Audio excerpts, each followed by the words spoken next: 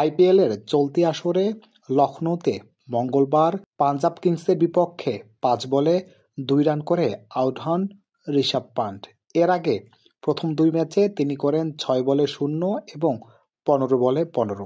আইপিএলের ইতিহাসে নিলামের সর্বোচ্চ পারিশ্রমিক অর্থাৎ 27 কোটি রুপি পাওয়া এই ক্রিকেটারের 3 ম্যাচে 26 বলে রান সংখ্যা 17, গড় 5.66। তার মতো একজন ব্যাটসম্যানের নামের পাশে যা বড্ড বেমানান। কেন জানি সবসময় আইপিএলের সবচেয়ে দামি প্লেয়ার ওই সিজনে ফ্লপ খেয়ে যায়। টস হেরে ব্যাটিংয়ে নেমে প্রথম ওভারেই মিচেল মার্শকে হারায় লখনৌ। চতুর্থ ওভারে আরেক ওপেনার এইডেন মাকরামের বিদায়ের পর 4 নম্বরে উইকেটে যান ঋষভ পান্ট।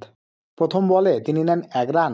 পরের ওভারে ম্যাক্সওয়েলের অফ স্পিনে প্রথম বলে তিনি কোনো রান নিতে পারেননি। পরের বলে নেন 1 রান। তৃতীয় বলে 1 রান নিয়ে তাকে স্ট্রাইকে দেন নিকোলাস পুরান। এবার লেগ স্টাম্পের বাইরে অতি নিরীহ এক বলে সুইপ করে শর্ট ফাইন লেগে ধরা পড়েন ঋষভ পান্ট।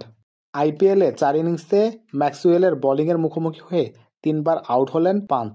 এই সময়ে 16 বলে তিনি করতে পারেন কেবল 12 রান।